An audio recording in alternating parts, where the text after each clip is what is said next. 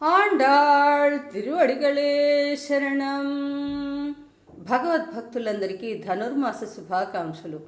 ధనుర్మాసంలో అప్పుడే మనం 19వ రోజుకి చేరుకున్నాము. ఈనాటి పాశురాన్ని మనం అనుసంధానం చేసుకుందాము.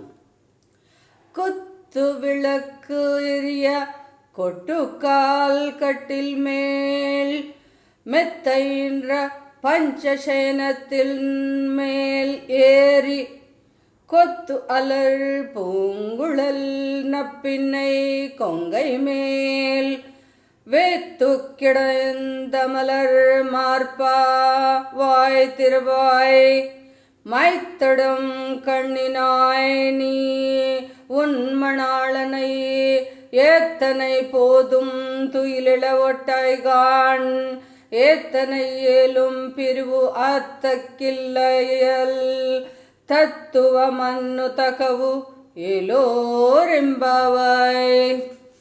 ఆండాళ్ తల్లి ఈరోజు శ్రీకృష్ణ పరమాత్మను నిద్రలేపుతుంది. ఇంతకుముందే నందగోపాలుని, యశోదను, ఇంకా బలరాముని నిద్రలేపింది. అమ్మవారు అంటోంది, స్వామి అంట మెత్తనైనటువంటి చల్లనైనటువంటి అందమైన పరిమళాలు గుబాళించేటువంటి ఇంకా తెల్లనైనటువంటి శయ్య మీద పడుకుని ఉన్నారంట. ఇంకా ఎక్కడంటే నీలాదేవి యొక్క ఎత్తైన స్థనముల మీద పడుకొని ఉన్నారు. ఆ నీలాదేవి యొక్క తల వెంట్రుకలు అమ్మ చెప్తోంది పరిమళాలు, పుష్పాలకే పరిమళాలు గుబాళించేటువంటి తల వెంట్రుకలు ఉన్నాయంట నీలాదేవికి. మరి ఆండాళమ్మవారు స్వామిని నిద్రలేపుతోంది, పిలుస్తోంది.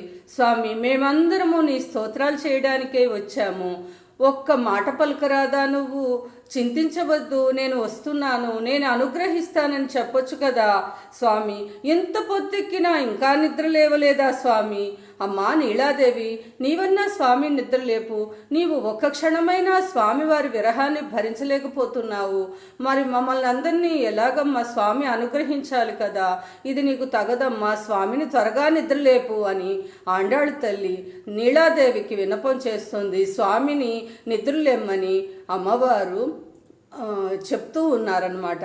అలాంటి ఈనాటి పాశురాన్ని ఇప్పుడు మనం అనుసంధానం చేసుకున్నాము. ఈ స్వామిని నిద్రలేపే పాశురాన్ని చదివితే మనకి స్వామివారి దివ్య అనుగ్రహం కలుగుతుందని పెద్దలు చెప్తున్నారు. అలాంటి దివ్య పాశురాన్ని మనకు అందించిన గోదాదేవికి సహస్రకోటి ప్రణామాలు చెప్పుకుందాము. మా అందరికీ ఈ వీడియోలో నచ్చినట్లయితే లైక్ చేసి షేర్ చేయండి, సబ్స్క్రైబ్ చేసుకోండి. ఆండాళ్ తిరువడిగళే.